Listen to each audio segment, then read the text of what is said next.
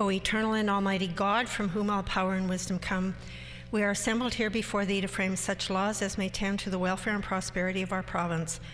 Grant, O merciful God, we pray thee, that we may desire only that which is in accordance with thy will, that we may seek it with wisdom and know it with certainty and accomplish it perfectly, for the glory and honor of thy name and for the welfare of all our people. Amen. Please be seated. Good afternoon, everybody. Routine proceedings, introduction of bills. Committee reports. The Honourable Member for Selkirk. Madam Speaker, I wish to present the third report of the Standing Committee on Justice.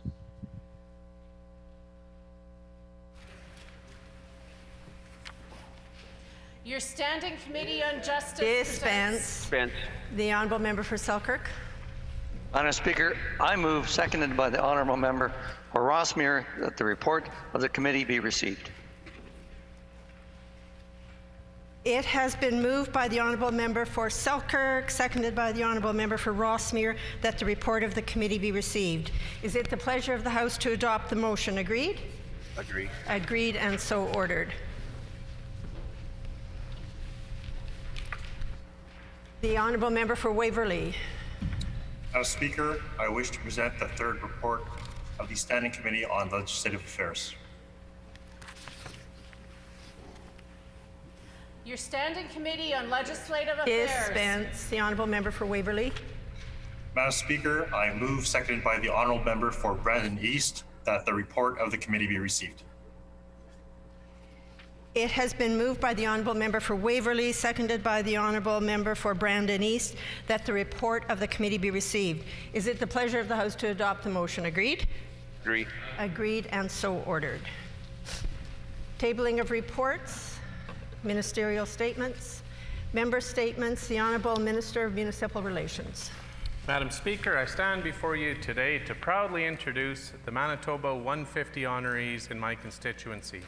Each of these individuals exemplify what can be accomplished through a lifetime of volunteerism. First, Tim Arneson, an Icelandic Festival of Manitoba member for over 40 years, remains on the board today, mentoring others and escorting the Fjellkones in their duties for the past 25 years. Donald Halderson, always the first to extend a helping hand, volunteering to share over 50 years of his carpentry experience in his community and my community of Oak Point. Maxine Ingalls is a volunteer preserving Icelandic culture and heritage on the Hekla Island for the past 20 years, serving as president and member of the Descendants and Friends of Hekla Island Heritage. Dilla Narferson, a member of the Gimli Icelandic Canadian Society for 30 years, volunteers at Bettle Home, Gimli Community Cemetery Committee, and the new Icelandic Heritage Museum. Oli Narferson is founding member of the West Shore Community Foundation that has now put over $1 million back into communities, and was also involved in the establishment of the Evergreen Festival of Arts along with the band program at Gimli High School. Helga Sigurdsson, now over 100 years old, has volunteered for community organizations and boards in Lundar for over 50 years.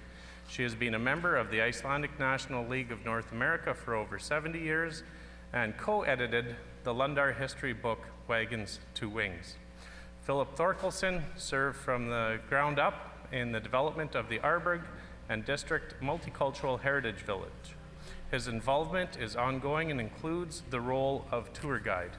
Madam Speaker, I wish to recognize and thank each of these individuals for their contributions to Manitoba and for the role that they play in improving the quality of our lives in our communities.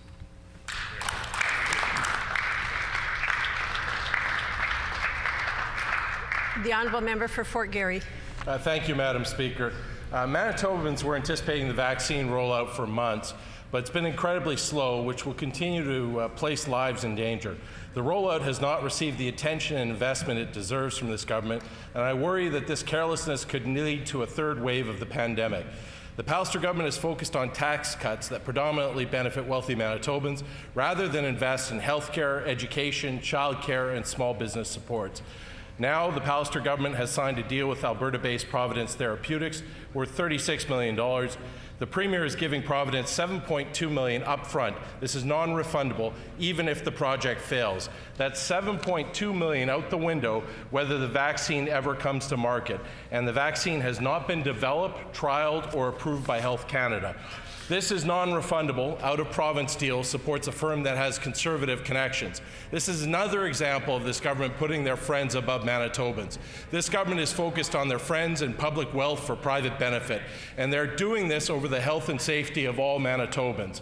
With over a $2 billion deficit from last year alone, Manitobans are still not getting the help they need.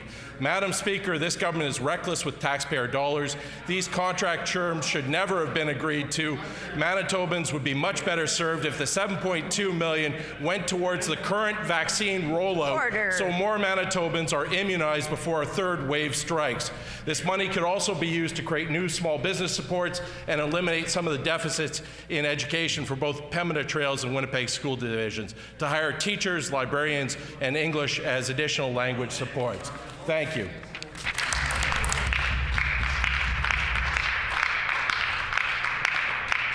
The honourable member for Turtle Mountain. Thank you, Madam Speaker. I would like to take the opportunity to tell a story of Gateway Getaway, one-stop shop in a small community of Mariapolis. Ivan and Louise Gallon, owner-operators of the Gateway Getaway, are originally from LaSalle, Manitoba. Passing through Mariapolis many times while traveling to their cabin, they quickly made friends and fell in love with the beautiful village in the constituency of Turtle Mountain. They first purchased the Mariapolis Motor Hotel. Unfortunately, this huge lease payments created a financial strain that became a crushing burden. So it was a sad day for everyone, especially for the Gallants, when they had to close the doors for the hotel for the last time. Fortunately, Ivan and Louise had no intention of leaving their home and friends in Mariapolis. The couple decided to purchase a former Gateway Market building.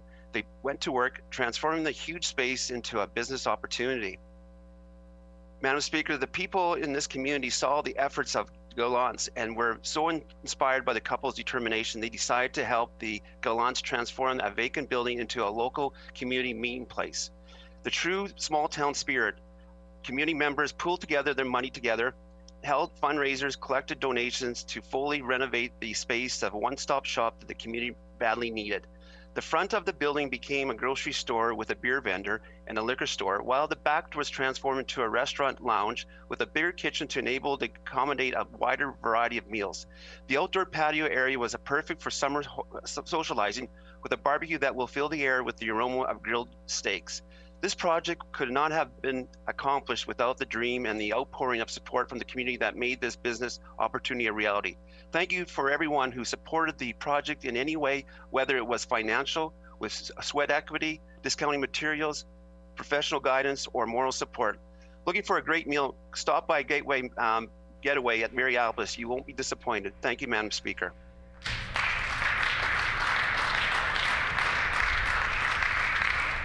The honourable member for Notre Dame. Thank you, Madam Speaker. Today, I want to recognize an organization that is making a real difference in Notre Dame constituency and across the northwest parts of Winnipeg. Norwest Co-op is Manitoba's only healthcare cooperative, and their work focuses on improving the health and wellness of community members. Norwest Co-op provides health and wellness services at several locations through a variety of different initiatives, including primary healthcare services, community development counseling and support services, early learning and childcare, services addressing family violence, immigrant and refugee supports, and substance abuse during pregnancy. They also established Winnipeg's first youth hub in 2017 and have been providing integrated services for youth ever since. Norwest Co-op has taken an important lead in the community during this COVID-19 pandemic. They have launched public health campaigns in multiple languages to address vaccine hesitancy and coping with COVID strategies. Norwest Co-op, in partnership with Community Food Centres Canada, has pivoted their existing programming to include grocery delivery to isolated low-income seniors and other community members. Food deliveries have also included to date 25,000 healthy flash frozen meals prepared by professional chef Ben Kramer and his team. Community food security is a consistent program priority for Norwest Co-op. These examples I've highlighted are not exhaustive of all they do, but with all they do, they've taken a grassroots, community-centered approach to health that is frankly impressive in its ability to cultivate trust and responsiveness in the community. Norwest is an organization that recognizes that a person can only be truly healthy if her family, her neighbors, and her community is safe and thriving too. Please join me in thanking Norwest Co-op for their leadership, innovation, and compassion in Notre Dame. Thank you, Madam Speaker.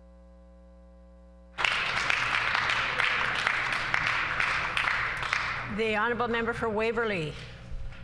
Madam Speaker, today I have the great pleasure of delivering a private member's statement honoring Waverley constituent Precious Joy Olowoyeye.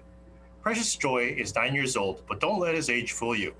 As a student at Holy Cross School, he is able to explore his love of science and develop bold new ideas. His teacher, Dr. Anju Bajaj, has supported her students and helped foster their love of science and technology. She was proud to partner and collaborate with Let's Talk Science Organization's Horizons Project. With the help of Foods Bank Canada and other organizations, free STEM kits at home were provided. It has 2 activities to be entered into a draw, including a drawing or writing about what interests them when they dream about the future, and completing the Little Inventors Challenge to design a solution that protects and improves the health of our oceans. Most recently, Precious Joy came up with an idea he calls Detective Danger, an initiative to protect animals who live in the ocean through new technological systems. In his own words, describing his drawings for this concept, the sensor at the bottom of the sea reports to divers that help an animal in danger. The divers have a pod that helps them to locate an animal. They will be able to help the animal or take it back to a safe space. I'm excited to share that Precious Joy's Detective Danger idea was selected from over 500 participants by the Little Inventors organization, who select the top 15 ideas to make into a reality. His concept to help protect our ocean life through a complex system of satellites and sensors will be part of a unique online exhibition which we helped launched in May 2021 as part of Science Odyssey Week, and will also help celebrate the launch of the United Nations Decade of Ocean Science for Sustainable Development 2021. I am tremendously proud to support Waverley youth who strive for innovation and sustainability at such a young age. Madam Speaker, I ask my colleagues to join me in honoring a budding scientist, Precious Joy Olowoyeye of Waverley, for his curious and innovation idea. I am excited to see what the future has in store for him. Thank you, Madam Speaker.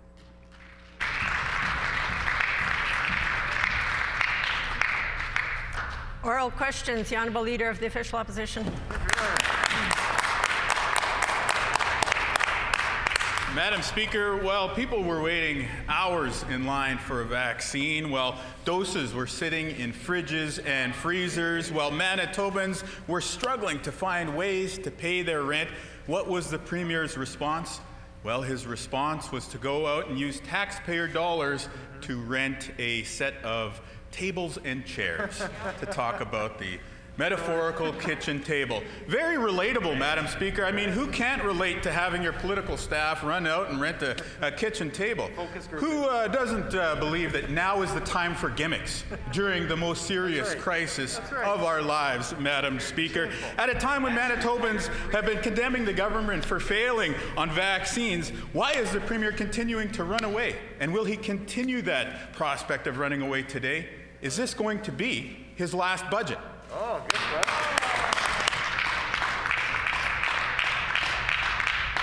The Honourable First Minister. I appreciate any question and cowardice from the member opposite, who has a record before coming here of running away and continues it. He runs away from responsibility when it comes to facing up to the misconduct of the member for St. James, who harassed a civil servant, an honest civil servant. He runs away from the challenge of standing up to his colleague who decides to organize a protest rally in front of my house. And he runs away from the challenge of standing up to his colleague from St. John's, who insults all of us here with their conduct on a daily basis.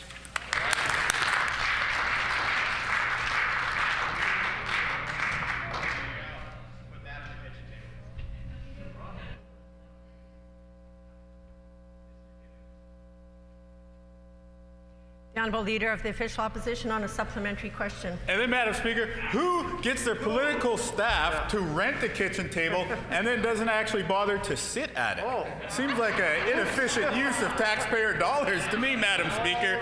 Again, it doesn't seem like there's much energy on the other side of the House. As we heard in the Free Press just this week, one veteran Tory MLA said, when you take into account everything that is going on, I'm honestly not sure if I have the energy to go on. You know, Madam Speaker, that quote gets sadder the more that you read it, and it is a sorry reflection of the state of the members' caucus opposite. But again, upon further reflection, we know that the member for Fort White is a veteran Tory MLA. So was it in fact the Premier who spoke to Dan Lett this week?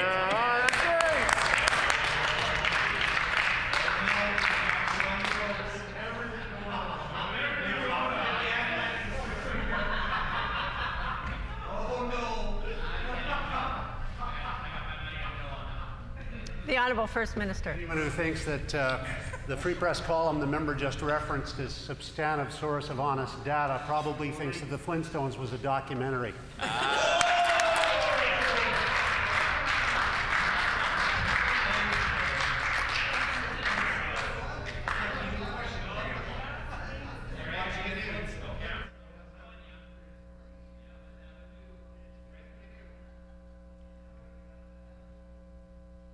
The Honourable Leader of the Official Opposition on a final supplementary. Madam Speaker, enough with the prehistoric pop culture references. That was about as relatable as the whole kitchen table gimmick from last week, Madam Speaker. We know, again, when we see the recycling of these tired attacks from the members opposite, it's not just the Premier, it's not just the cabinet ministers, it's any member of the caucus on the other side of the House who could have said those words that, quote, when you take into account everything that's going on, it's honestly not sure if they have the energy to continue on, Madam Speaker. Again, Manitobans know what they need in terms of solutions to the vaccine issues, in terms of fighting the pandemic. They need a team with real energy. So will the Premier admit today that he simply ran out of energy, and will he tell Manitobans whether or not this will be his last budget?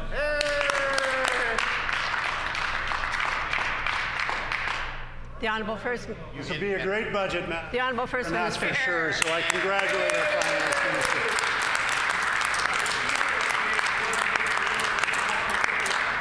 I know why the NDP leader doesn't like us to reference a kitchen table, Madam Speaker, because he and his party have a record of taking money off it.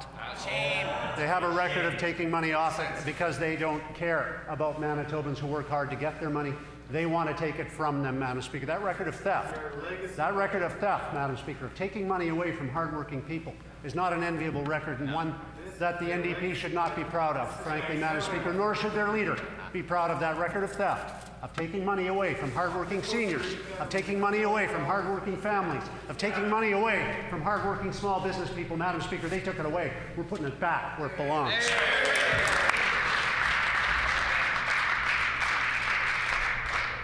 The Honourable Leader of the Official Opposition on a new question. Madam Speaker, we all know that it's the Premier who took money away from Manitobans by raising their hydro rates during the pandemic.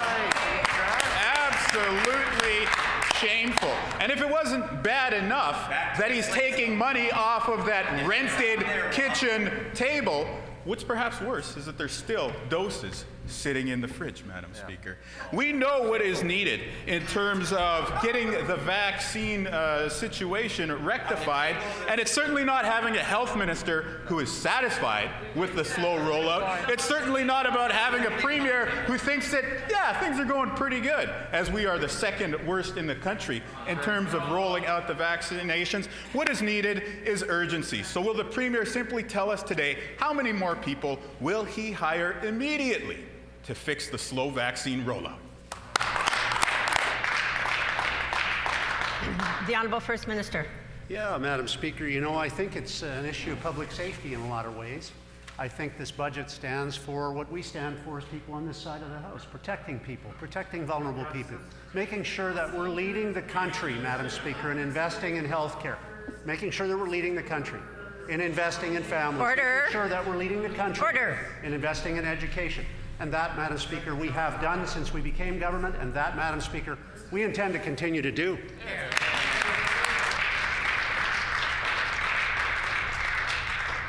The Honourable Leader of the Official Opposition on a supplementary question. Yeah, you're right, or he's right, Madam Speaker. There is more of the same from this government. They're going to Madam Speaker, when they've been cutting health care, damaging the economy, and completely failing to prepare for the second wave, which everybody in the entire world knew was coming.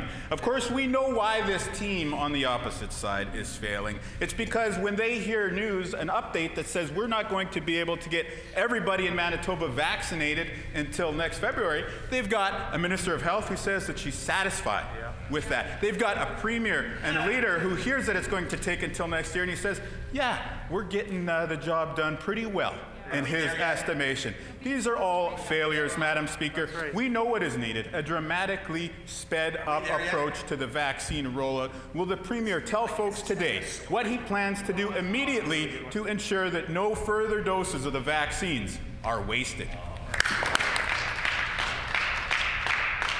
The Honourable First Minister. I do appreciate any question from the NDP leader on waste, Madam Speaker, because it was the waste of the NDP government that caused taxes on Manitobans to rise year after year after year, that caused them to raise the PST, that caused them to put the PST on essential goods, on essential services like home insurance and haircuts and things like that, Madam Speaker, that cost every working Manitoba family more money every day, Madam Speaker, because they had so little regard for the working families, for the seniors and the small businesses of this province. They decided to raid their kitchens. They decided to steal from them. They did. We're putting the money back that they stole.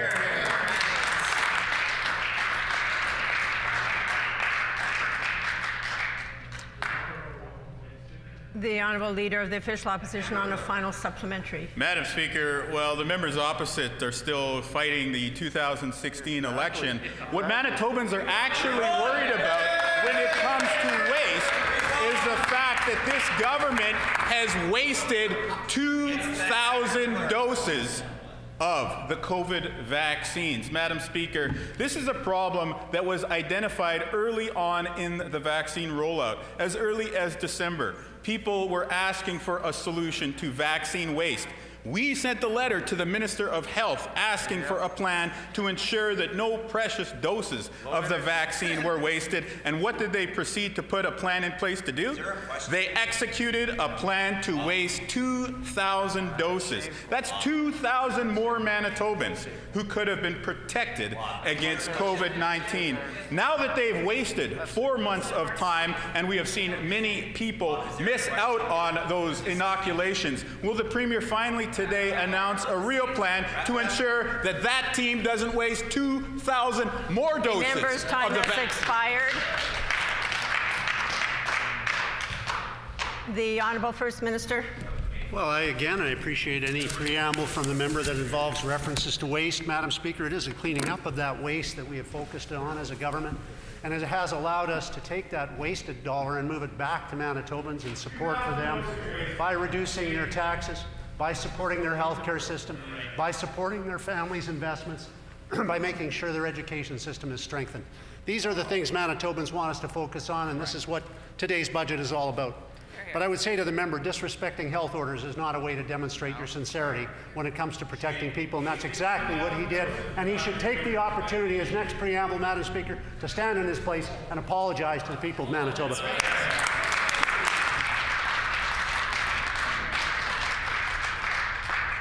The Honourable Member for Union Station. Madam Speaker, Manitobans are in vaccine rollout. We all know that. They see that vaccines are sitting idle for too long before they're being put to use. We need an accelerated plan that gets vaccines into people's arms. We must narrow the time when vaccines arrive in Manitoba until they are dispensed. Otherwise, we'll continue to see what we have seen, a growing number of vaccines in freezers and not being dispensed. Why is the minister satisfied with this situation, and where is her sense of urgency?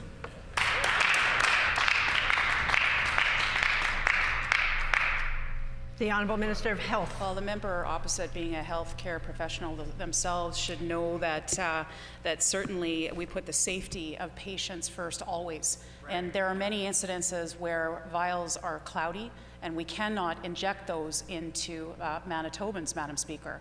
Now, if members opposite are saying that we should jeopardize the safety of Manitobans, Madam Speaker, I say that we take a much different approach than they do.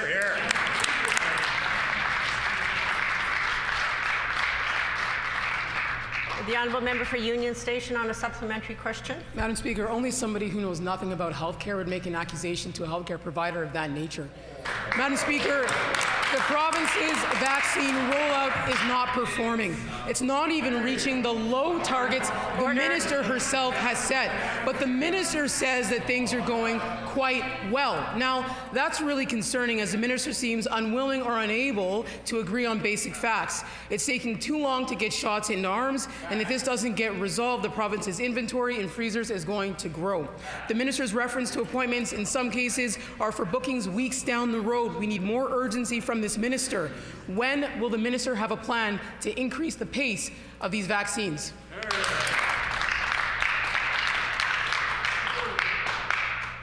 The Honourable Minister of Health. Madam Speaker, the member opposite should know that sometimes needles and syringes.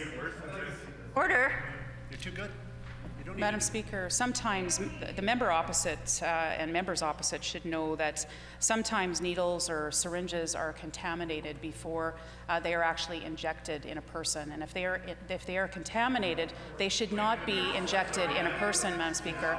This is why some of those vials are disposed of and some of those doses are disposed of, Madam Speaker. So it's very important that we put the safety of Manitobans first. You're here.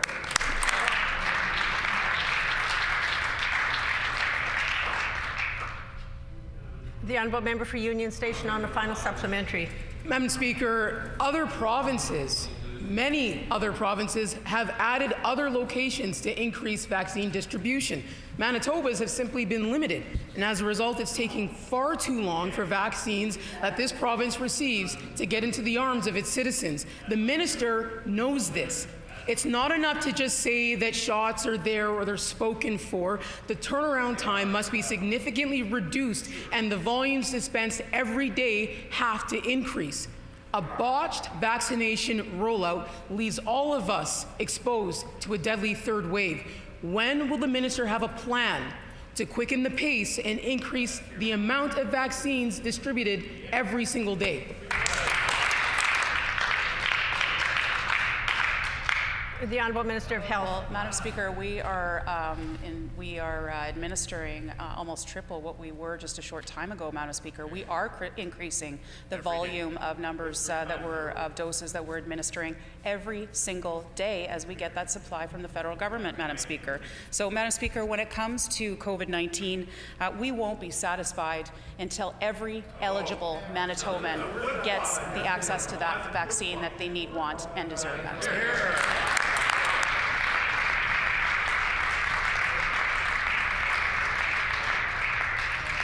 The honourable member for Thompson. Thank you, Madam Speaker. I table a briefing note from the Department of Families. It asks, I quote, "Why is Manitoba Housing selling assets within the portfolio when there was a current wait list of individuals and families requiring housing?" End quote. The answer: to allow Manitoba Housing to unlock some cash equity in its owned assets. I asked the minister, why is she selling social housing for cash when thousands need housing now? The Honourable Minister of Families. Thank you very much, Madam Speaker. I'm always pleased to take a question about housing from members opposite, because we know that our government, since we formed office, we have created 714 new units of housing for Manitobans. We have also taken a better approach to managing the wait list for coming into Manitoba Housing. You know what the members opposite approach was? They kicked 26% of all recipients off of the wait list if they couldn't provide last year's tax returns to get into Manitoba Housing. We know that is not an effective strategy for a lot of our vulnerable population. People who were precariously housed may not have last year's tax return. We have created low barriers to entry into housing. We're creating more housing units, and we're making sure that all Manitobans have a safe, affordable place to live in the province.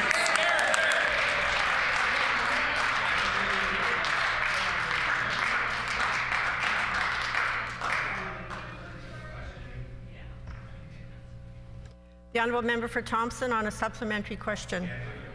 Madam Speaker, the Pallister government has cut the annual spending for maintenance and modernization to social housing. It has been cut by tens of millions of dollars a year. Social housing units are falling apart.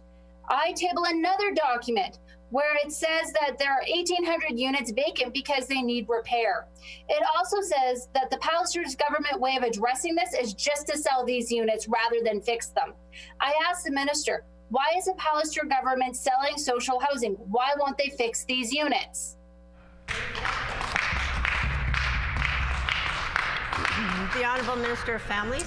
Thank you very much, Madam Speaker. And I would like to remind the members opposite that when we inherited government, we inherited a $1 billion deficit in maintenance on Manitoba housing stock.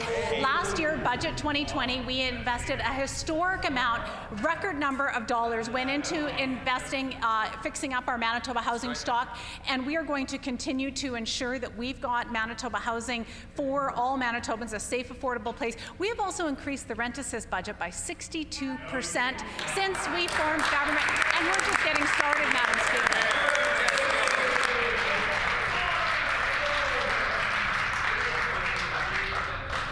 The Honourable Member for Thompson on the final supplementary. Madam Speaker, the Palliser government, in their own words, say they're selling off social housing units to unlock cash equity for the government. But that money isn't being reinvested into housing. Hundreds of units have been lost, and none have been built. The current units are falling into disrepair. The annual investment for repair and modernization has fallen by tens of millions of dollars. Again, why is the Palliser government selling social housing and not fixing up the units?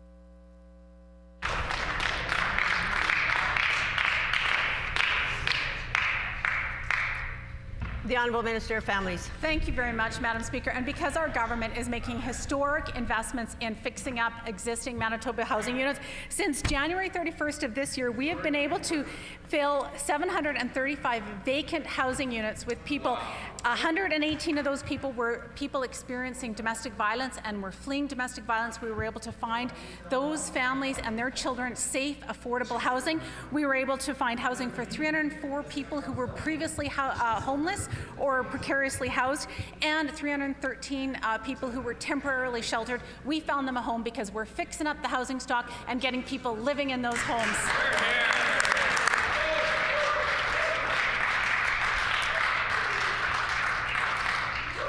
The Honourable Member for Transcona. Well, thank you, Madam Speaker. Madam Speaker, Bill 64 doesn't address the biggest influences on education outcome, poverty and nutrition. When kids come to school hungry, they have a hard time learning.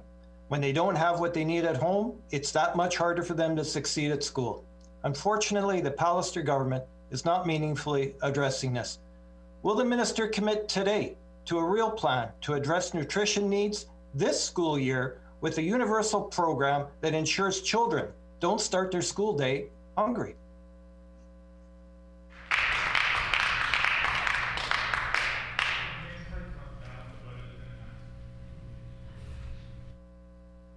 The Honourable Minister of Education. Well, thank you very much, Madam Speaker, and I appreciate a question on education from members opposite. Obviously, the party of status quo. We have taken steps as a government. We have invested in poverty reduction. We've already reduced poverty, child poverty, by 25%, Madam Speaker. And, Madam Speaker, you're going to hear more good news later today.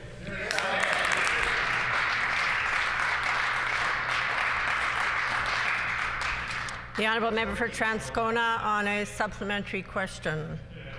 Madam Speaker, despite a federal enhancement to the child benefit since 2016, child poverty here in Manitoba has been headed in the wrong direction. That's according to the minister's own briefing notes. That's obvious too from the consultation for the K-12 education review. A primary concern was addressing basic needs of children, including poverty and nutrition. We can make a real difference with a universal nutrition program to ensure children have that basic need met. Will the minister ensure this happens this school year?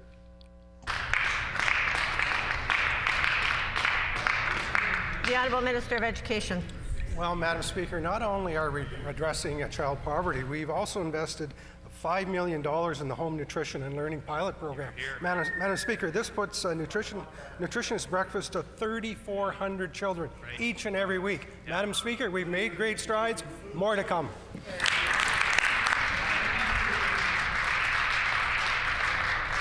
The honourable member for Transcona on a final supplementary. Well, thank you, Madam Speaker. Implementing universal nutrition programs, increasing access to transportation, and creating a task force to focus on how socioeconomic conditions affect access to education.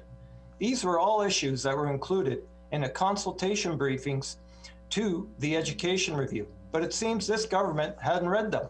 They were all unaddressed in Bill 64. We have a plan that includes universal nutrition programs to ensure children have this basic need met. Why won't the minister or this government support it?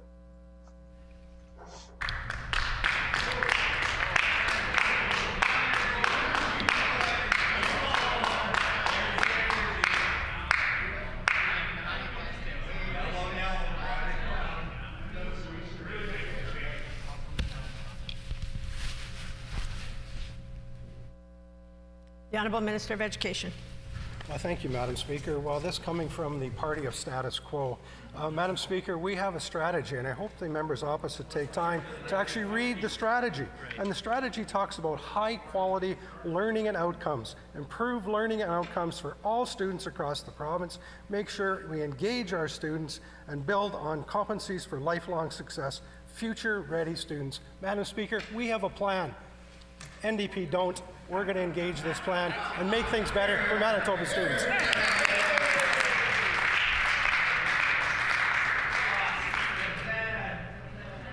The honourable member for St. John's. Miigwech, Madam Speaker. Tomorrow is the one-year anniversary into the death of Aisha Hudson, an Indigenous 16-year-old girl who was shot and killed by the WPS. The Chief Medical Examiner's Office has determined the cause of Aisha's death was homicide, but the IIU has cleared the officer of any charges. This, Madam Speaker, well, the officer was not even required to be interviewed in the totality of the investigation. The Chief Medical Examiner has recently called an inquest into Aisha's death, and while this is one small step, a provincial public inquiry is what is needed. Will the minister do the right thing today, stand up and call a public inquiry into the death of Aisha Hudson? The Honourable Minister of Justice. Madam Speaker, our government has been clear that we want the changes from the Police Services Act review to be the right kind of changes. That is why we paused amendments on the IIU in order to re-engage with all the Grand Chiefs in Manitoba. I can inform all members of the House that this has been a very productive and collaborative conversation assisted by our Minister from Indigenous and Northern Relations. We have every confidence that this work that we're doing together to collaborate will be good for all Manitobans.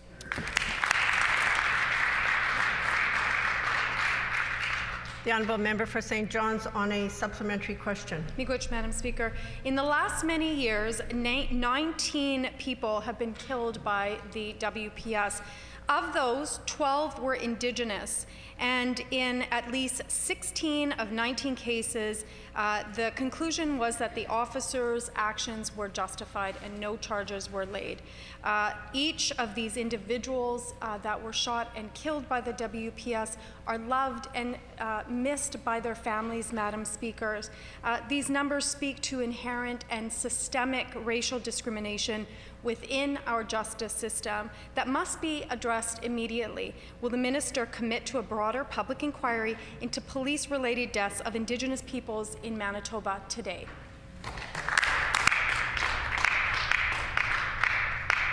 The Honourable Minister of Justice. In our ongoing collaboration with each of the three Grand Chiefs in Manitoba, what has emerged is that there is confidence in things like the Independent Investigations Unit. However, at the same time, these groups are saying that there needs to be changes. The work of the IIU needs to reflect the communities it is there to serve. We will make sure that is done. We will make sure that the IIU reflects the communities it is there to serve.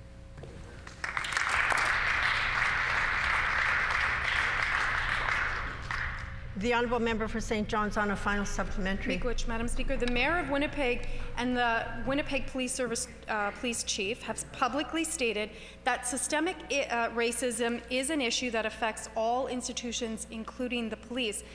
But at the same time, the Premier isn't even able to define what systemic racism is, or even to confirm that it exists within our institutions.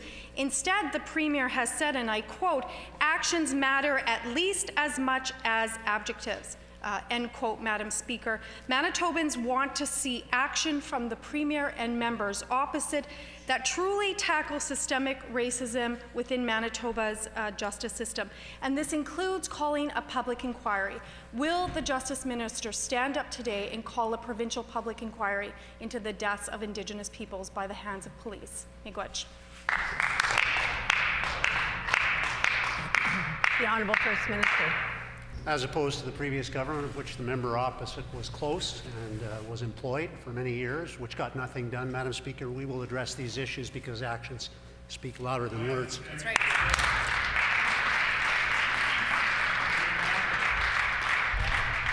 The Honourable Member for St. Boniface. Thank you, Madam Speaker. I just received a call this morning from a Manitoban whose father is in hospital in Portage-la-Prairie. His father has been there for a few months, has a high risk of getting very sick from COVID, is over 75. He has underlying conditions and has not yet been vaccinated. When his son called the hospital to ask nurses about whether he could be vaccinated, the response was that vaccines were not available. They are waiting on the vaccine task force to contact them, and they don't know when it is going to happen. Does the province have a plan to vaccinate vulnerable patients in hospitals, or are we going to have to wait again? The Honourable Minister of Health. Certainly, Madam Speaker, if the member opposite has a case that he wants to bring forward, or an issue with a constituent or someone that he knows, Madam Speaker, that it would be most appropriate to bring it to my office. We want to ensure that we look after all Manitobans, those in hospital and those who need medical care. You're here. The Honourable Member for St. Boniface on a supplementary question. Thank you, Madam Speaker. This is clearly more than just one case. This is an entire hospital. But the patient in question is high risk for COVID and has had to travel back and forth between Portage and hospitals in Winnipeg for heart tests and MRIs. We know hospitals are risks for outbreaks of COVID. There was one declared just today at HSC. So if we have people who are vulnerable, long-term patients in hospitals who are traveling back and forth between possible COVID hotspots, can the Premier explain why they are not at the top of the vaccine priority list? The Honourable First Minister. I can just tell the member that our vaccine task force has worked diligently to get vaccines in arms, that we have, and I know members of this legislature will be pleased to know, reduced the number of outbreaks by 85% in our personal care homes, and that's thanks to the strategies that they used, and I know they'll be continuing to utilize advanced strategies to move forward to make sure that we protect our most vulnerable and all of us, Madam Speaker.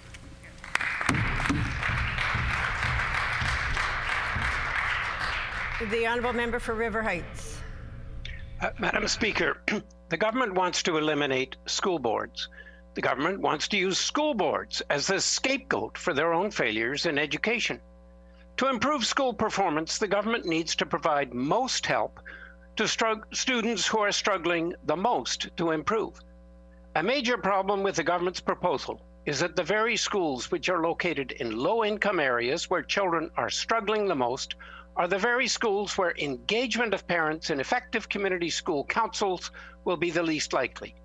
Why is the government going to implement, in Bill 64, a system in which those children who need the most help will receive the least help? Honourable First Minister. Like the members opposite, Madam Speaker, and this member just personified it with his comments, ill-advised comments at best.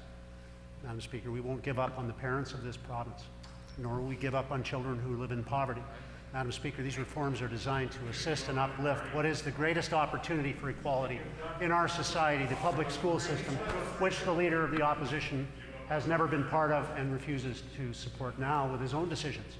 So, Madam Speaker, we will not give up on the public school system, we will not give up on the teachers in it, and we will most certainly not give up on the parents who live in poverty in this province. Our reforms are designed to assist, most of all, this group of children and these people.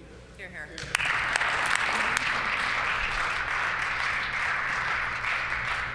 The Honourable Member for Lagimodiere. Madam Speaker, our government recently announced we are providing $6.4 million to enhance supports and services to victims of crime through the Victims Assistance Fund. Can the Minister of Sport, Culture and Heritage and Minister responsible for the status of women update the House on this significant investment and how this funding will benefit these agencies?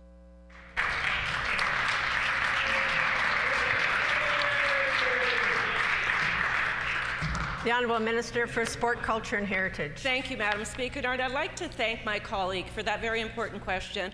You know, in recognition of Sexual Assault Awareness Month, I was pleased to join the Minister of Justice and the Minister of Indigenous and Northern Relations to announce $6.4 million to support 24 grassroots organizations who provide critically important resources to victims of crime, including survivors of sexual violence. I'm also pleased to share our government's investment of $850,000 to 3 community-based organizations to enhance supports for victims of gender-based violence, including women, girls, and the LGBTQ communities. These programs respond to the 231 calls of justice from the National Inquiry into Missing and Murdered Indigenous Women and Girls and aligns with our government. The member's time has expired.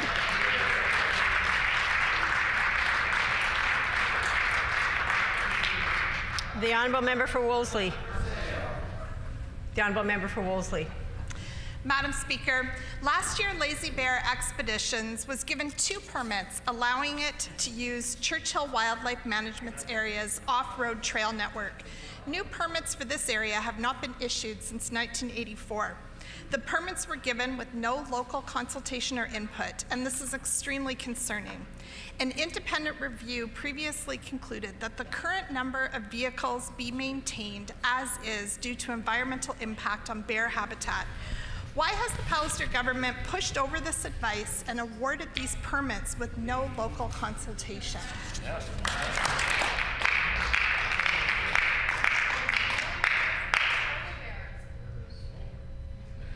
The Honourable Minister of Agriculture and Resource Development. Madam Speaker, this issue is before the court, so it would be inappropriate to comment on this.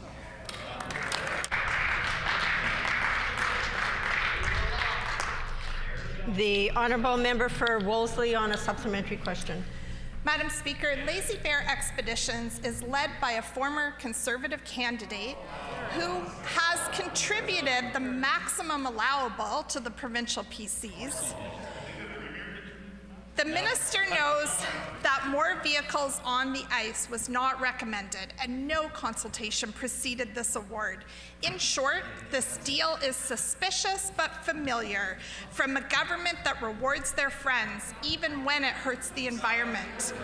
I asked the minister, did he personally approve these permits, and will he do the right thing and now and rescind them, unless of course he's waiting for the courts to tell him that it's illegal?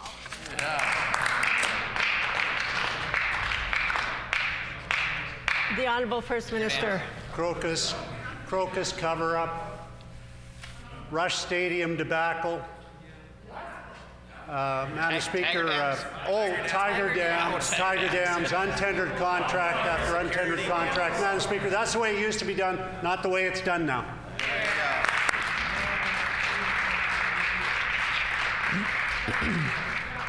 The Honourable Member for Order.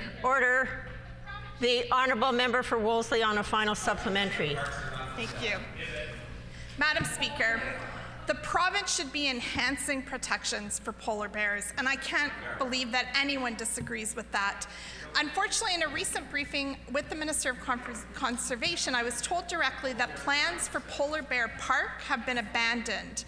So the PC government is rewarding their friends at the expense of the environment and pulling back plans for future protection of polar bears.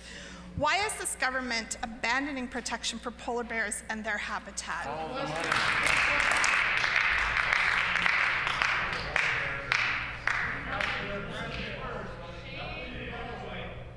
The Honourable First Minister. Aren't, Madam Speaker, but why does the NDP always support the night shooting of animals, innocent animals out in the wild, with high-powered rifles and floodlights, Madam Speaker? Why do they think that's such a good thing, Madam Speaker? I don't think it's a good thing. Do you think it's a good thing, Madam Speaker? Because the NDP think it's a good thing. And it isn't a good thing, Madam Speaker. That's why we did away with it, Madam Speaker.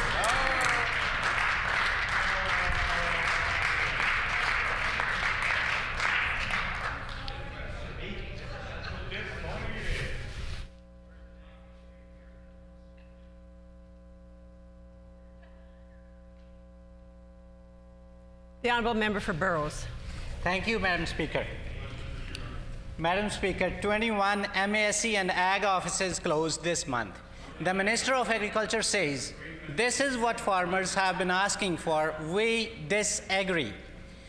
Actually, the fact is that the producers do not believe that losing these offices benefits them in any way. Will the minister change course today and commit to reopening the MASC and Ag offices he has closed? The Honourable Minister of Agriculture and Resource Development. Madam Speaker, in case the member missed it, 2 weeks ago today, the federal, provincial, territorial agricultural ministers agreed to remove the reference margin limit on agri-stability, which allows more farmers to participate in agri-stability, particularly helping mixed farms and cattle operations who had expenses that were not eligible under the previous plan. So here we are helping farmers again, unlike the NDP.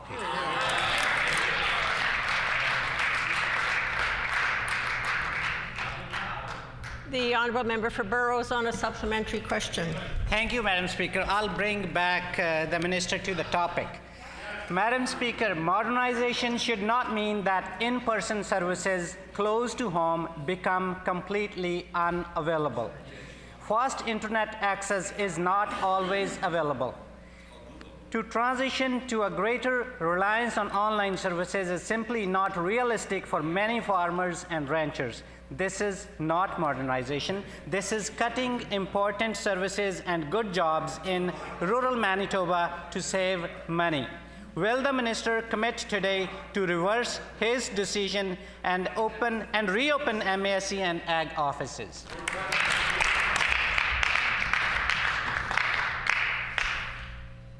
The Honourable Minister of Agriculture and Resource Development. It's unfortunate the NDP have such a poor attitude to farmers. They're technologically advanced. They want to improve on their communications, and we are trying to catch up to farmers because they're very modern today.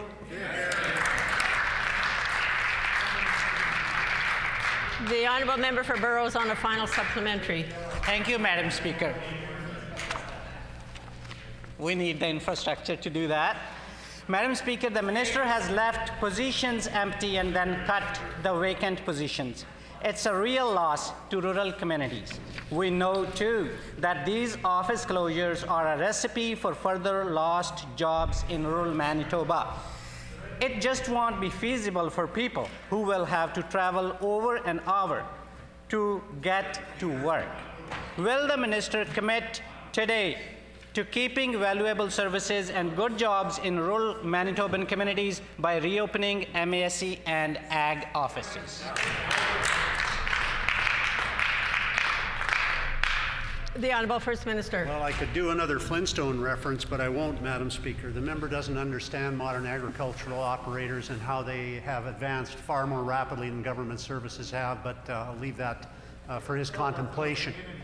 I would encourage all members, though, to listen intently to this budget. This is a budget that's the result of a tremendous amount of work, and I think we should all show our appreciation to the staff and the Finance Department, Treasury Board of our government for their work in preparing this year's budget.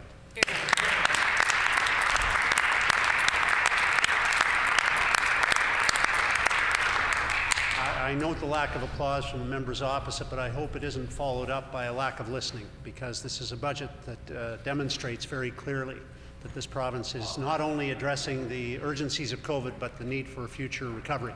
And so I would encourage all members to listen intently and to respectfully observe the fact that this province is going, Madam Speaker, after years of not going in the right direction, it is now going in the right direction, Madam Speaker.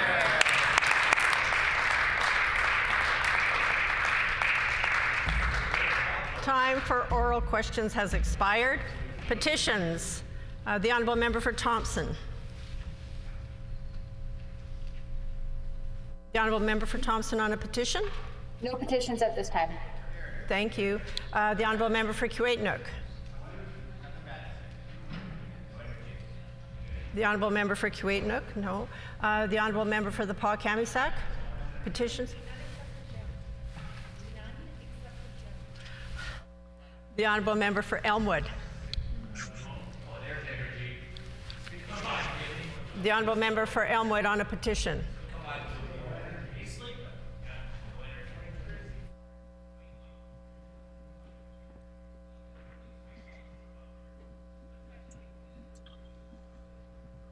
Where's the honourable member for Elmwood? Jimbo. Thank you, Madam Speaker. I wish to present the following petition. The background of this petition is as follows. Number one, until recently, diagnostic medical tests, including for blood and fluid samples, were available and accessible in most medical clinics. Number two, Dynacare blood test labs have consolidated their blood and fluid testing services by closing 25 of its labs. Number three, the provincial government has cut diagnostic testing at many clinic sites, and residents now have to travel to different locations to get their testing done, even for a simple blood test or urine sample. Number four, further travel challenges for vulnerable and elderly residents of Northeast Winnipeg may result in fewer tests being done or delays in testing, with the attendant effects of increased healthcare costs and poorer individual patient outcomes. Number five, COVID-19 emergency rules have resulted in long outdoor lineups, putting vulnerable residents at further risk in extreme weather, being hot or cold. Moreover, these long lineups have resulted in longer waiting times for services and poorer service in general. Number six, Manitoba residents value the convenience and efficiency of the healthcare system when they're able to give their samples at the time of the doctor visit. We petition the Legislative Assembly of Manitoba as follows: to urge the provincial government to immediately demand Dynacare maintain all of the phlebotomy blood sample sites existing prior to the COVID-19 public health emergency, and allow all Manitobans to get their blood and urine tests done when visiting their doctor, thereby facilitating local access to blood testing services. And this petition is signed by many, many Manitobans. I understand that the honourable member for the Paul-Kamisack would like to do a petition. The honourable member for the Paul-Kamisack. Thank you, Madam Speaker. I wish to present the following petition to the Legislative Assembly. The background for this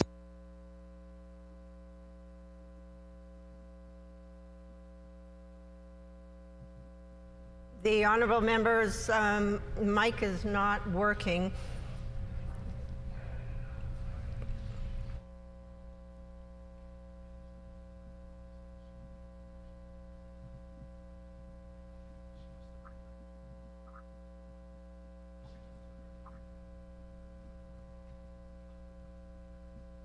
Is the headset plugged in? There's no sound.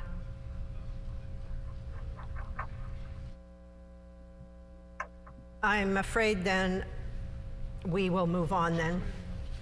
Thank you. Grievances? Orders of the day, government business, the Honourable Government House Leader. Thank you, Madam Speaker. As is traditional, just prior to the budget, as we prepare to present the budget, I'm asking the House for a 5-minute recess followed by a 1-minute ringing of the division bells to summon the members back for the budget. Is there leave of the House for a 5-minute recess to be followed by a 1-minute bell to summon MLAs back to the chamber for the budget? Leave has been granted. So the House will now move into recess.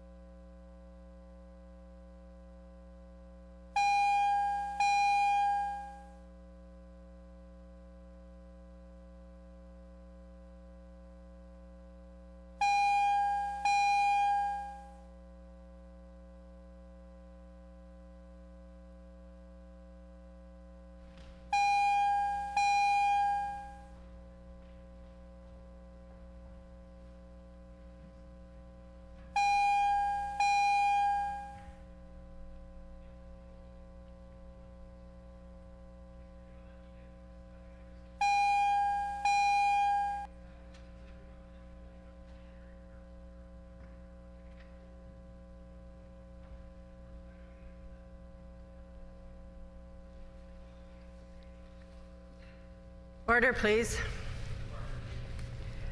The House is now back in session, and I would recognize the Honourable Minister of Finance.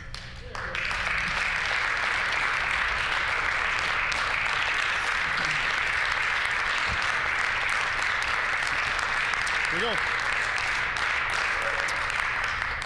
Madam Speaker, I move, second by the Minister of Health, that the House approves in general budgetary policy of the government.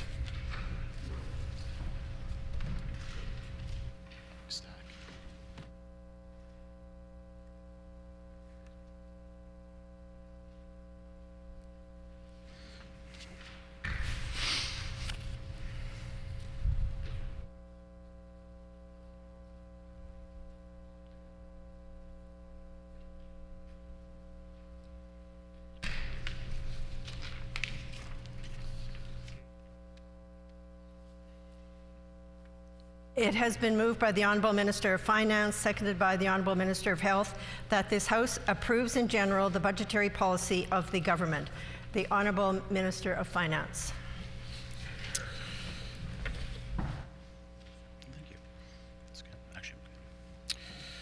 Madam Speaker, I am pleased to rise in the chamber to deliver our government's 6th budget.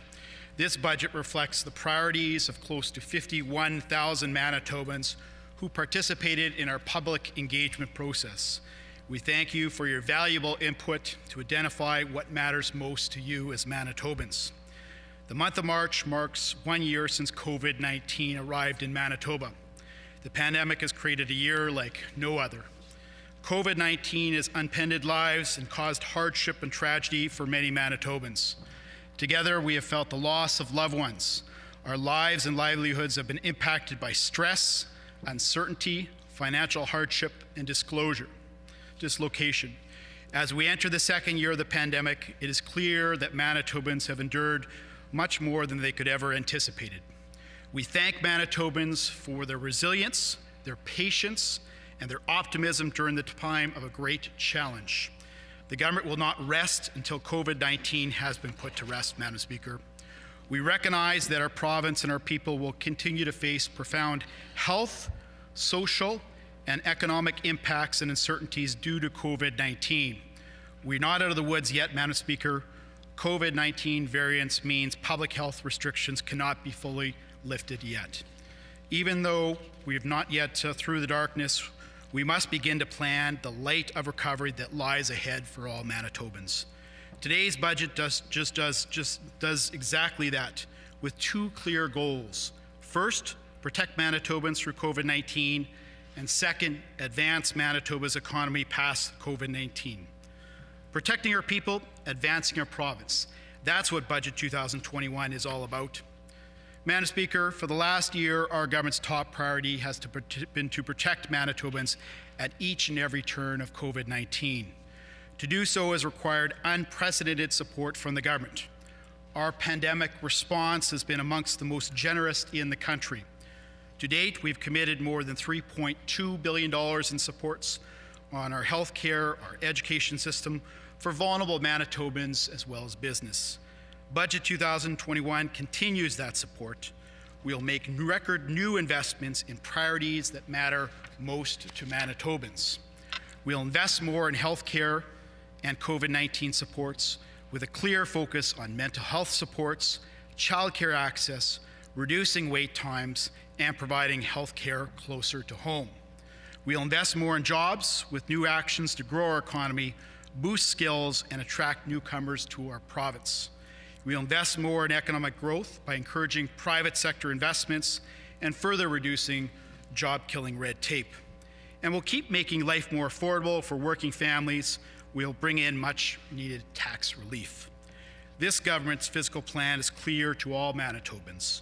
We will continue to invest in quality of services that you depend on, and will lower taxes and not raise them. And we'll do so with a balanced approach to eliminate the COVID-19 deficit and put Manitoba back in balance within an 8-year time frame, Madam Speaker. Madam Speaker, our government worked hard over the last 5 years to fix the financial mess that was left by the previous government. We did just that, balancing the budget in 2019 and 20, the first balance in 11 years.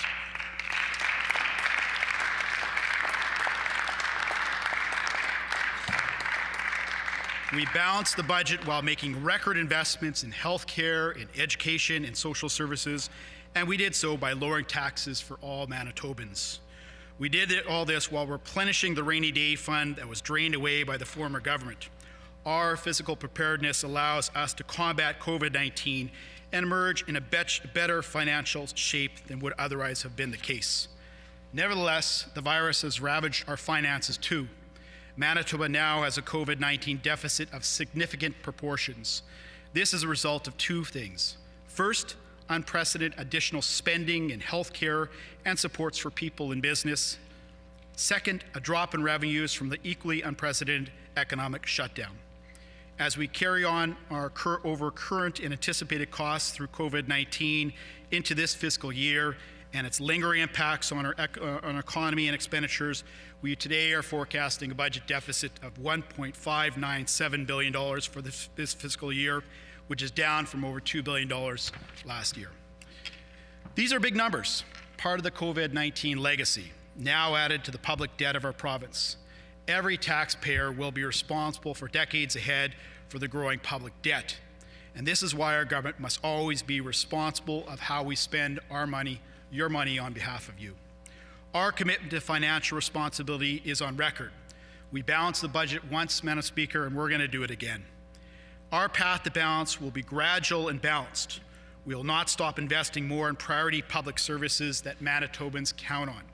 We'll grow our way out of the deficit and back into balance by investing more in jobs, in tax relief, and economic growth.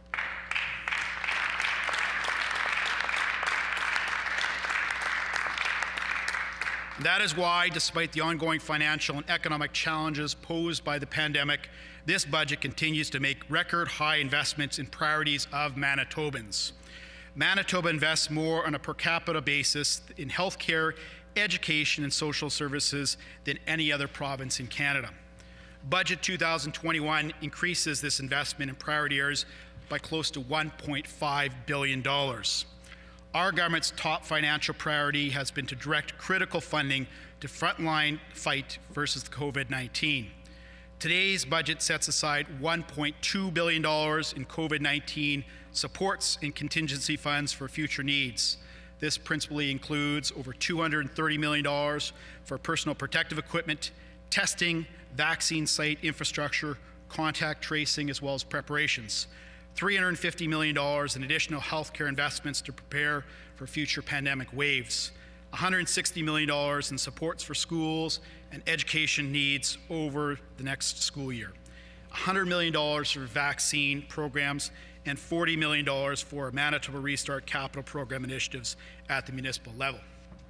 Madam Speaker, Budget 2021 will provide or protect or further protect our healthcare system through COVID-19 with record new investments and initiatives to provide better care sooner as we build an even stronger healthcare system for Manitobans.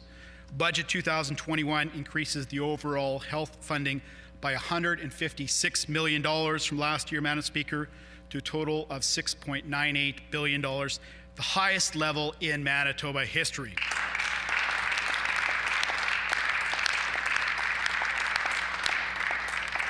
Madam Speaker, we're building a stronger healthcare system to deliver better care soon.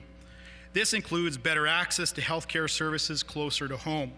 That's why Budget 2021 confirms over $812 million capital commitment to rural and northern healthcare under a 5-year clinical and preventative care plan. The pandemic requires us to redirect resources at all levels, including frontline health care personnel, to deal with urgent COVID-19 cases. By necessity, some surgeries and procedures had to be put on hold. Like other provinces, we now have a COVID-19 backlog, which we'll tackle as we keep bending the COVID-19 curve. Budget 2021 dedicates a minimum of $50 million to reduce wait times in our healthcare system to get better care sooner for Manitobans. $40 million to shorten wait times for priority procedures and services caused by the pandemic, and $10 million will further reduce wait times for knee, hip, and cataract procedures. Budget 2021 also includes an additional $23 million for cancer care treatments and $2.7 million to expand dialysis treatment for nearly 200 patients. Madam Speaker, our seniors require our support and care always. This budget increases the overall investments for the new Department of Health and Seniors Care, including $9.3 million for personal care homes expansion in Steinbach and Carman that will add more than 120 beds with a focus on small house model of care with safer single resident rooms. Budget 2020-21 also commits $1.3 million in funding for the Manitoba Northern Healthy Foods Initiative, which supports local and regional projects that contribute to the development of culturally relevant, healthy food systems while improving the health and well-being of Indigenous people and communities. Madam Speaker, we are all grateful for our hard-working public health professionals. This budget recognizes the importance of their work by dedicating an additional $2.7 million to public health activities, including hiring more staff. Families with children with type 1 diabetes have told us the daily challenges they face in helping their kids cope with the constant need of testing and monitoring blood sugar levels. Better tools exist, and the government wants to help families access them. Budget 2021 includes funding to establish a new program to pay the costs of continuous glucose monitoring devices for eligible children and youth under the age of 25.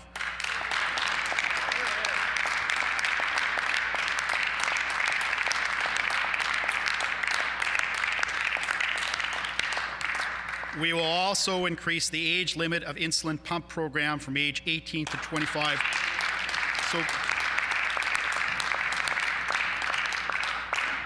So clinically eligible young children with type 1 diabetes can now receive support. COVID-19's legacy of longer wait times have added urgency to our long-standing campaign for a real sustainable increase in Canada Health transfer from the federal government to reduce wait times for Canadians and Manitobans. While we welcome the COVID-19 supports announced by the federal government, these are one-time only and do not meet the needs of the calls of all provinces to increase health transfer payments. We will not relent on our efforts to secure a long-term funding partnership for all Canadians. In the meantime, our government will continue to invest more in health care of all Manitobans and shorten wait lists and get patients, seniors, and families better care sooner. Madam Speaker, more than a year of the pandemic has had profound impacts on the mental health of many Manitobans. A sad legacy of COVID-19 will be the side effects that is created through stress and anxiety. We moved quickly to recognize these needs by establishing a new Department of Mental Health, Wellness and Recovery, the first in Manitoba history. Budget 2021 commits an initial funding foundation of $342 million for programming and services as part of the new mandate.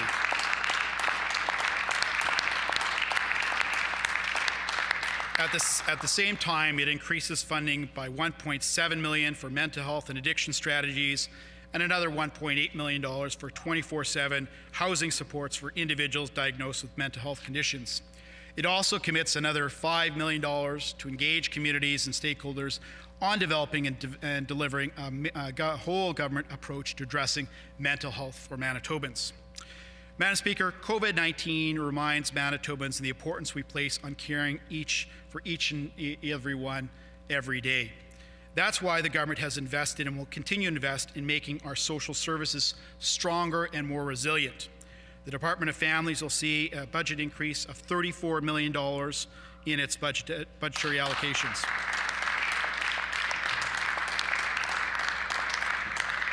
Budget 21 makes major investments in early learning and childcare systems and increases budget by nearly $4 million to meet the diverse needs of Manitoba families and create more options for childcare, almost $23 million more than when we first came to office, Madam Speaker.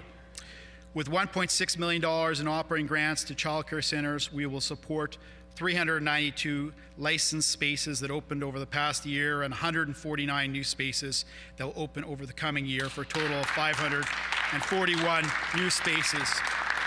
That's also, Madam Speaker, in addition to the 50 new home-based licensed care spots.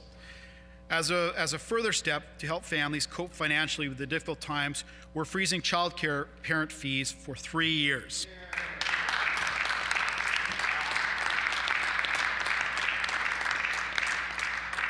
Madam Speaker, Budget 2021 continues to lift more Manitobans out of poverty.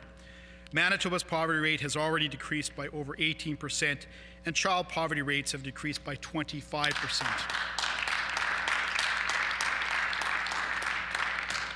This fiscal year, we'll be investing close to $22 million in the Rent Assist program, the most generous program in Canada to provide monthly financial benefits to low-income Manitobans living in private rental accommodations.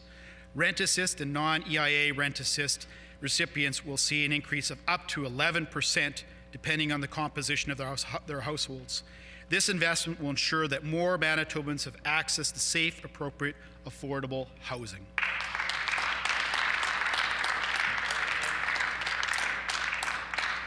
By investing in Rent Assist, we are providing financial supports to vulnerable Manitobans who might otherwise have gotten trapped in the cycle of poverty. At the same time, through rent control, the annual rent guidelines will now be frozen through 2022 and 23 to help Manitoba's renters catch up after the pandemic. Funding of $2.56 million is being made available to the Manitoba Nonprofit Housing Association to provide wraparound supports to people experiencing homelessness so they can secure sustainable housing. We also committed nearly $5 million to Manitobans experiencing homelessness during the first phase of the pandemic, and will continue to support vulnerable Manitobans and youth through shelter and programming. An increase of more than $12.5 million for community living and disability services will help more than 7,000 Manitobans safely live and participate in our communities. Nearly $2 million will pilot 3 new training support programs for EIA clients. This partnership will offer specific EIA partner training and supports so they're prepared to enter the workforce. Madam Speaker, this government is committed to public education like no government before us.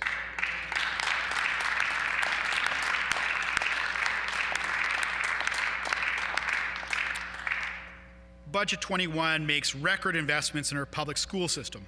Our Better Education Starts Today strategy will be supported by an education funding guarantee of no less than $1.6 billion of additional investments over the next 4 years.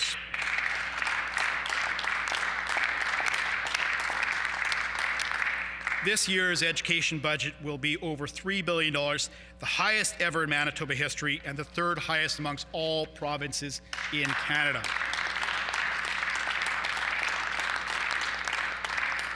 To keep schools open and protect students, teachers, and staff, we'll invest more than $78 million through the Safe Schools Fund to help schools and COVID-19 related costs in 2021.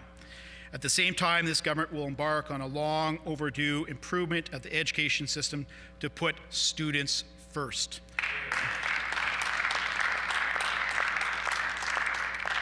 Our Better Education Starts Today strategy will be supported by new classroom investments that include more money in the classrooms for students of up to $40 million where it belongs, rather than keeping it the top-heavy administration. $5 million to advance Better Education Starts Today strategy, and $5.5 million for special needs funding to ensure students can succeed. COVID-19 has changed the way students learn and the way educators teach. We need to find new ways to support this new reality, Madam Speaker. Today, Manitoba becomes the first province to introduce a refundable teacher expense tax credit. Educators in childcare in kindergarten to grade 12 facilities will be able to claim a 15% refund of up to $1,000 on eligible teacher supplies that are not reimbursed by their employer.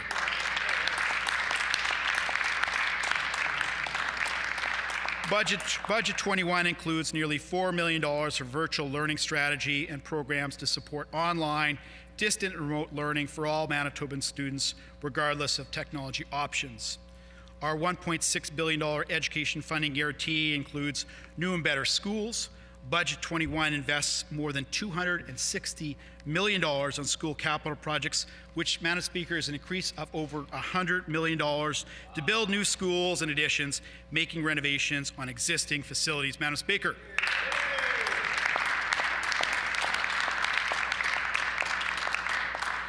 This commitment, Madam Speaker, will accelerate the construction of 20 new school guarantee ahead of schedule.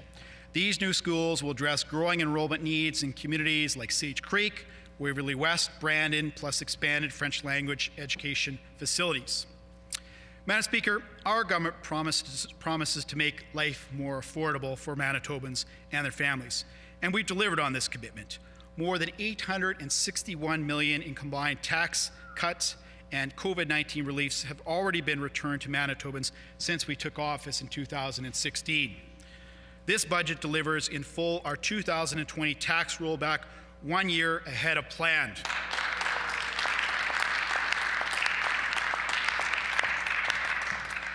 Manitoba will no longer pay the retail sales tax on personal services like haircuts and salon visits as of December.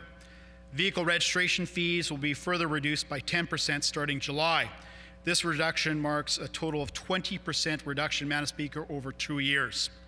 The basic personal amount and basic income tax brackets will continue to be indexed at the rate of inflation. This tax cut for everyone has already removed more than 12,500 low-income Manitobans from the tax rolls. We know that Manitobans deserve a break, especially during the pandemic. Today's budget keeps another major tax commitment to protect Manitobans' incomes. Manitoba is currently the only province that utilizes locally determined municipal school property taxes to fund the education system. This has perpetuated inequities and contributed to differential outcomes in learning of children, really depending on where you live. Addressing education property taxes will modernize Manitoba's tax structure and put all Manitoba children on an equal footing regardless of where they live.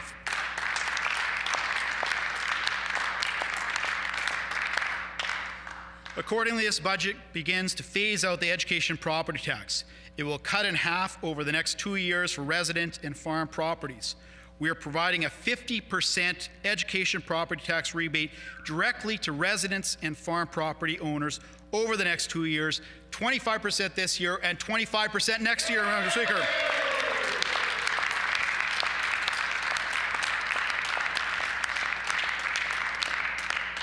Property owners of other types of properties will see a 10% rebate this year. Our education property tax rebate will return close to $250 million to Manitoba owners of approximately 658,000 properties. This works out to an average rebate of close to $1,140 per property over the next 2 years. We are also providing $23 million grant to school divisions this year, equal to a 2% property tax increase, as we begin to transfer the direct funding responsibility for education from property owners. Madam Speaker, this government keeps its word. We kept our word by lowering the PST to 7%. We kept our word by raising the personal amount and indexing personal income tax brackets to the rate of inflation. We kept our word by eliminating the PST and residential and commercial property insurance, things like probate fees, and reducing vehicle registration fees. And today we're keeping our word on phasing out the education property tax for all Manitobans.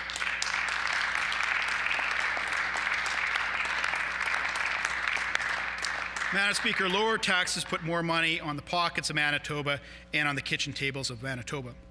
Madam Speaker, Budget 2021 continues to protect our environment for future generations by taking more action on climate change and protecting our clean energy advantage with a secure Manitoba hydro. This budget commits $1.2 million to Climate and Green Plan Implementation Office to advance our Made in Manitoba Climate and Green Plan. New initiatives include increasing the Conservation and Climate Fund by over $400,000 to $1 million to fund projects that reduce greenhouse gas emissions. Establishing a new $1 million organic green impact bond, the first of its kind in Manitoba, to divert organic waste from landfills, create green jobs, and reduce greenhouse gas emissions.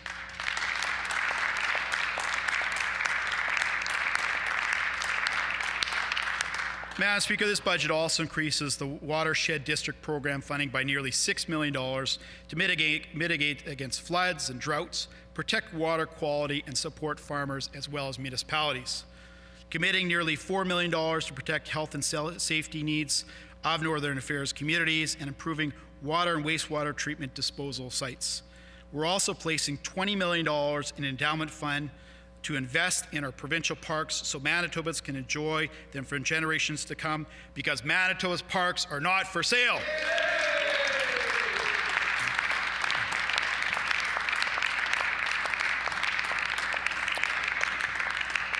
Madam Speaker, our Made in Manitoba Climate and Green Plan protects Manitobans from a high and rising federal carbon tax. Manitobans deserve recognition for the billions of dollars of clean electricity investments we have made. We deserve equivalent treatment from Ottawa from carbon savings our plan produces. Our plan is better for Manitoba environment, and it's better for the economy. Madam Speaker, the government also stands for a strong, secure Manitoba Hydro, the crown jewel of Manitoba's Crown corporations. The Wall report found a disturbing lack of integrity by the previous government in directing Manitoba's Hydro kiosk generating station and bipole transmission lines projects. This continued to triple the debt of Manitoba Hydro, a debt now on the backs of Manitoba ratepayers for many, many, many years to come. We must ensure this never happens again, Madam Speaker, never again. Full accountability to Manitobans is essential. Accordingly, our government will provide a formal response to each of the recommendations contained in the Wall report. This response will be based on inputs from the Legislative Crown Corporation Committee. Our government will protect against any privatization of Manitoba Hydro by requiring a binding referendum to be held so the public, the true owners of Manitoba Hydro, have their say, preventing future governments from keeping Manitobans in the dark.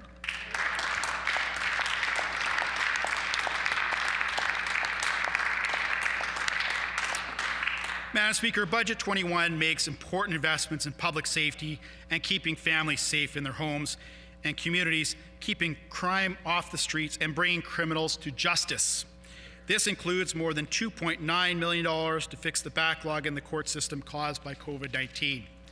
Investments in our justice system will support the development of the new Manitoba Criminal Intelligence Centre to help disrupt criminal activities and prevent crimes, increase resources for criminal property forfeiture fund citizens on patrol more effectively, and other key items to improve public safety and policing.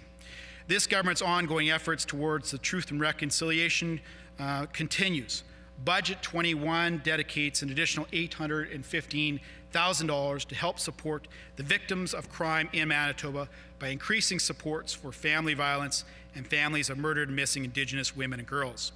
We also commit additional $1.2 million to restorative justice initiatives for First Nations and Métis community.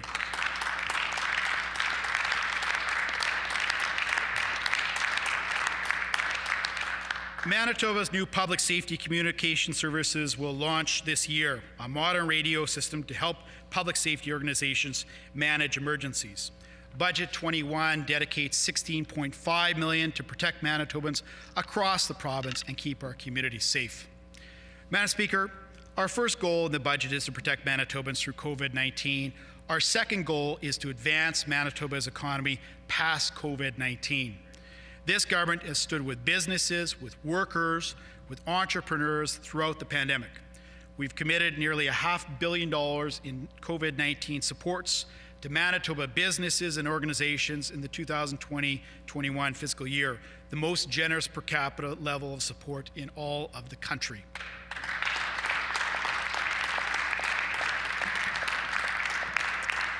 Madam Speaker, we utilize all means possible, including grants, targeted wage subsidies, rent supports, deferred remittance, and a number of other sources to support businesses. We deliver this support rapidly and with minimum red tape. These financial supports have directly assisted small business owners and Manitoba nonprofits, including food and restaurant, hotel, art musicians, gyms, places of worship, and many, many others. Our wage subsidy, gap protection, and bridge programs have supported and issued more than 50,000 payments to Manitoba businesses and nonprofits so far. This has helped directly support the creation of close to 17,000 jobs and assisted companies and individuals employing more than 175,000 Manitobans. Over the 12-month period ending March 2021, our province posted the best job growth rate in the country.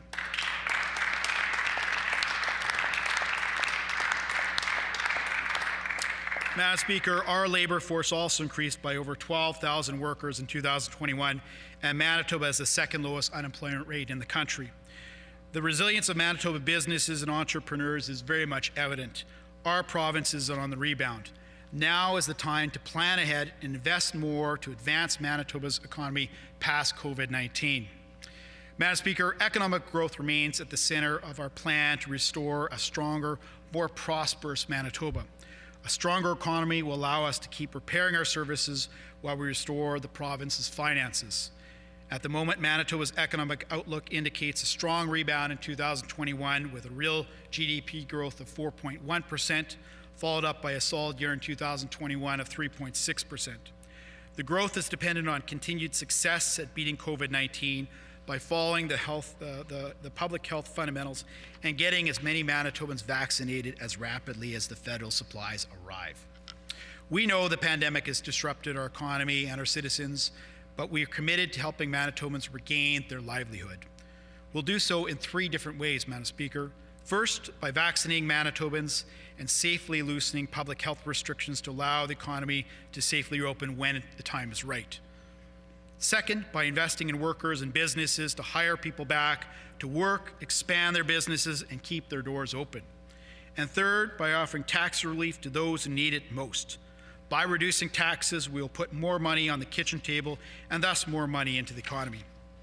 This government's 25% rebate on education property taxes this year for homeowners and farm owners and a 10% rebate for commercial property owners is a $250 million boost to our economy. Small businesses are the most at risk from the pandemic. Local businesses have made great sacrifices to protect Manitobans and prevent the spread of COVID-19, and we're providing some of the most generous business growth incentives in Canada to help them get through the challenging time and position for recovery.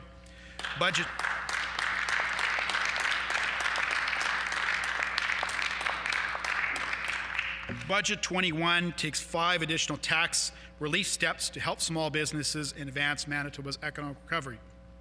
First, by lowering the payroll taxes for small businesses, a tax that discourages hiring. The exemption threshold is being raised from $1.5 to $1.75, and at the higher bracket, $3 million to $3.5 million. It will benefit approximately 1,100 businesses, Madam Speaker, and completely exempt more than 240 Manitoba employers from paying the payroll tax whatsoever. Second, we're going to enhance the small business venture tax credit to help Manitoba companies raise business growth equity. An investor's maximum eligibility investment will be increased to $500,000 with a maximum tax credit claimable annually against Manitoba income tax to be almost doubled at $120,000. Third, we're taking steps to further support Manitoba's growing film and video production sector. Budget 2021 temporarily adjusts the calculation of the frequent filming bonus and to stop the clock for 2 years to allow companies that have been shut down because of COVID-19 to regain fully eligible by March of this year. And 22. Fourth, we're going to invest more in Manitoba's growing digital media sector. Budget 21 enhances the interactive digital media tax credit by eliminating the tax credit's expiration date and expanding its eligibility to allow add-on activities such as downloadable content and other activities complementary to main products being developed. Fifth, we'll provide ongoing tax relief to Manitoba cultural sectors. Budget 21 announces extensions of the cultural industry tax credit and community enterprise development tax credit and makes the book publishing tax credit permanent. Madam Speaker, advancing Manitoba's economic recovery means getting people back to work sooner. Manitoba has identified $62 million in supports for specific new COVID-19 recovery, job creation, and workforce training that will help businesses and workers find jobs. This funding will allow us to use to help Manitobans re-enter the workforce, particularly those hard-hit sectors, groups disadvantaged as a result of the pandemic. Specifically, this fund will assist employers to offset the costs of returning and new employees who have been displaced by the pandemic. It'll support new digital platforms to provide training, mentorship, and coaching for small businesses that require enhancements for new web-based e-commerce platforms to thrive in a new online environment. Our government believes the importance of continuing support for young Manitobans during these difficult times. Last year, our government provided wage subsidy supports for close to 4,000 young Manitobans, which has helped us keep our youth unemployment rate 2.4% below the national average. This budget includes a minimum of $25 million identified funding for youth and student job rehiring through a range of public and private nonprofit sector focused employments that we'll be announcing shortly.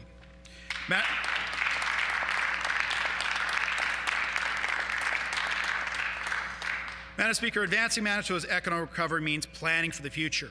Budget 21 sets out two big steps to ensure Manitobans become the best place to invest and grow in Canada. First, we're going to create a new private sector-led provincially economic development agency based on the recommendations of the Premier's Economic Opportunities Advisory Board.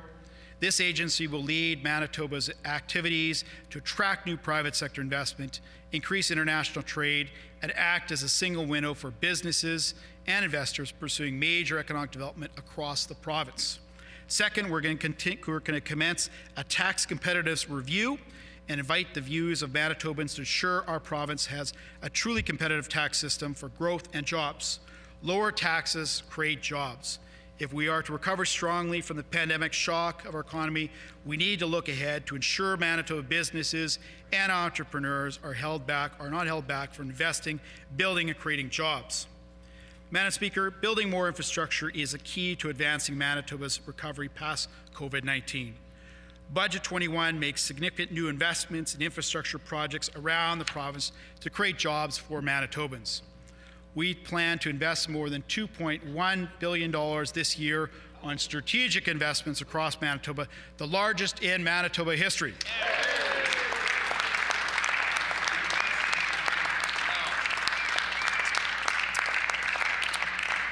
Madam Speaker, this includes more than $630 million for highway and road construction and maintaining, including two major improvement in safety for Manitoba highways.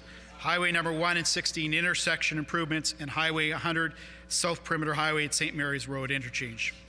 In doing so, 2020, $500 million per year to aid and plan to ensure Manitobans get value needed most.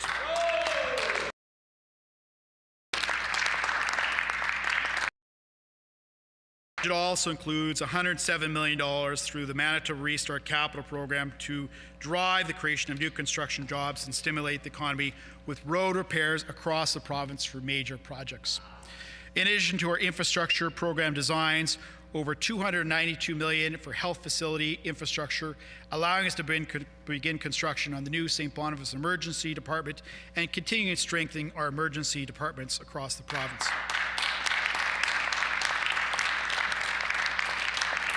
Madam Speaker, it also includes $415 million for the kindergarten through grade 12 education, post-secondary infrastructure investments, creating new schools, $101 million for the Lake Manitoba, Lake St. Martin Outlet Channel Flood Protection Project. That's the biggest project in Manitoba infrastructure history.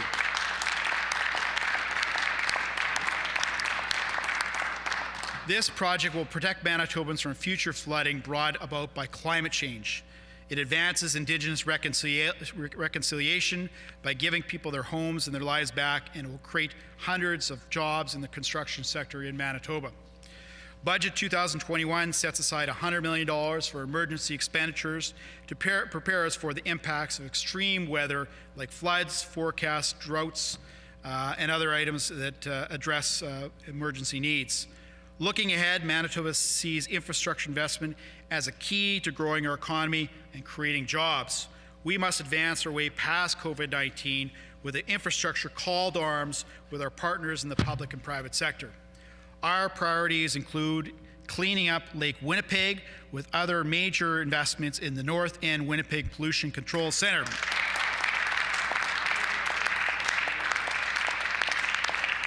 We're also going to be building an international trade hub by investing in freeway status perimeter highway that connects all of Manitoba's national and international trade corridors to ensure efficient movement of goods and services across the border. We're also going to be building new water and wastewater projects in several communities in the province of Manitoba to encourage population and economic growth needs, including more agriculture and pea production development, investing in green growth jobs across Manitoba, and committing to new electric bus infrastructure in Winnipeg.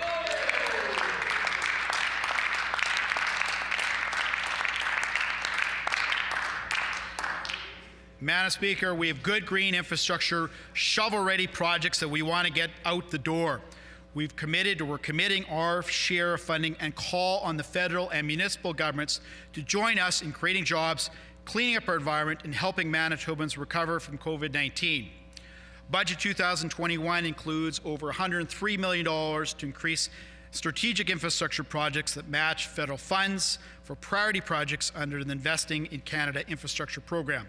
This government signals its full allocation for all these funds under the ISIP. Let's not delay. With our partners' approval, Manitoba can advance forward.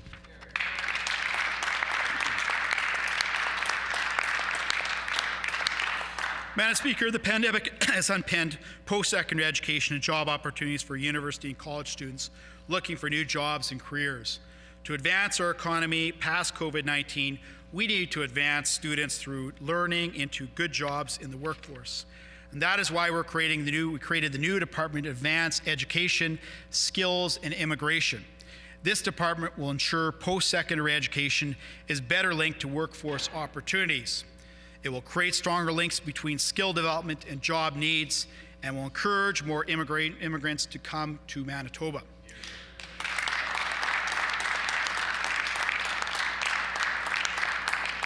Budget 21 provides more than $680 million to post-secondary institutions, plus $10 million of support for priority maintenance in these facilities.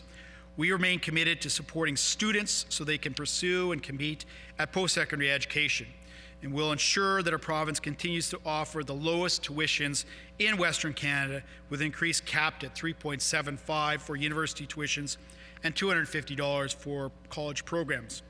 Budget 21 will increase funding to the Manitoba Bursary Scholarships by more than $4 million, Madam Speaker.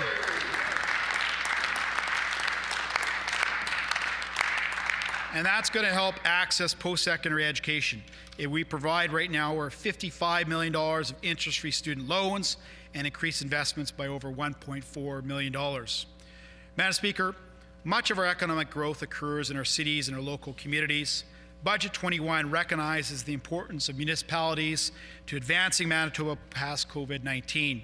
And that is why so much of our new infrastructure investment is aimed at growing our local communities. Today's budget continues to give municipalities a fair say in how one of the most generous municipal funding programs in the country works. It provides basket funding of $172 million in operating and $137 million in capital. And as we did last year, we'll be advancing operating grants to provide flexibility to municipalities during the time of the pandemic. Budget 21 dedicates an additional $5.6 million to the Building Sustainable Communities program, and will fund more than 10 large-scale community capital projects that will benefit nonprofits, charities, municipalities, and Northern Affairs community councils. Madam Speaker, to preserve our past while revitalizing our future, we're establishing a trust fund of $25 million to redevelop the Hudson Bay building in downtown Winnipeg. We encourage other level governments to join us and invest in this historical preservation and civic development projects right here in the heart of Winnipeg.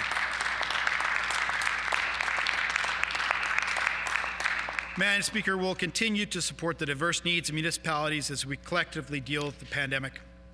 Madam Speaker, the pandemic has challenged our public services across the whole government to deliver much-needed public services in a whole new way.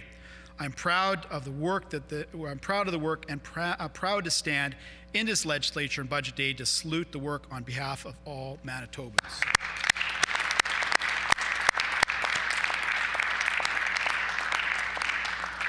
Madam Speaker, they kept their government services open and available to Manitobans throughout the province. COVID-19 has not just challenged the way governments deliver services now, it challenged the way governments to think differently about how we're delivering it in the future. Throughout COVID-19, the province has kept its workforce working. No public servants' jobs were eliminated, no permanent job layoffs ensued. We're ensuring the job security as we direct resources to support the private, non-profit sectors as they weather the pandemic storm. As we advance past COVID-19, this government will invest in public services that are more citizen-focused, outcome-driven, and technology-connected. We'll increase broadband connectivity to rural and remote Indigenous communities to expand coverage gaps and to improve access to internet-based distance learning and mental health services. We'll create new opportunities that remote working provides to encourage hiring of public servants in rural and northern communities, and we'll continue to work to shop smarter with new procurement approaches expected to save close to $107 million over the next 5 years. In conclusion, Madam Speaker, Budget 21 has two clear goals: protect Manitobans and their services through COVID-19, and advance Manitoba on its economy past the pandemic. Thankfully, COVID-19 will not be with us forever. With this budget, we begin our plan for what comes next. COVID-19 has posed a historical worldwide challenge, but Manitobans are stronger, Madam Speaker, and more resilient than any the pandemic can throw at us. Now this budget plans for an equally strong and resilient Manitoba for the future. Many challenges remain before us, but our road to recovery starts today with brighter blue. Madam Speaker,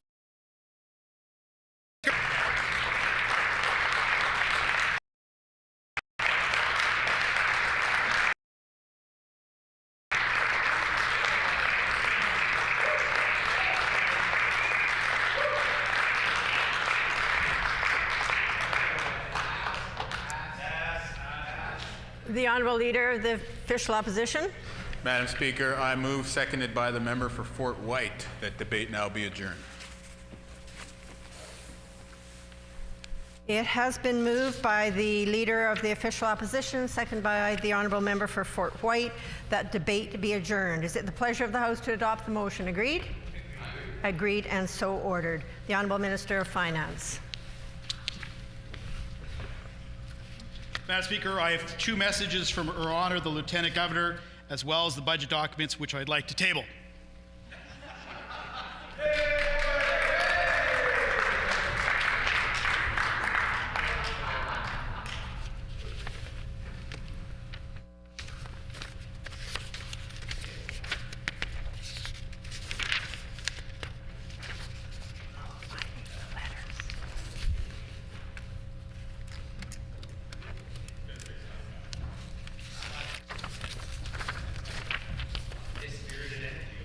Please stand for the reading of the messages. To the Speaker of the Legislative Assembly, the Lieutenant Governor transmits to the Legislative Assembly of Manitoba estimates of sums required for the services of the province for the fiscal year ending the 31st day of March 2022 and recommends these estimates to the Legislative Assembly.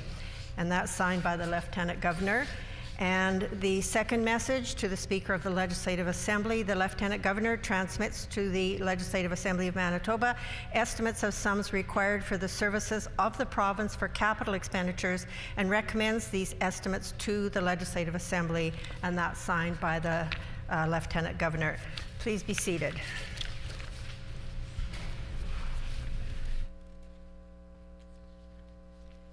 The Honourable Government House Leader. Madam Speaker, I move, seconded by the Minister of Finance, that this House do now adjourn.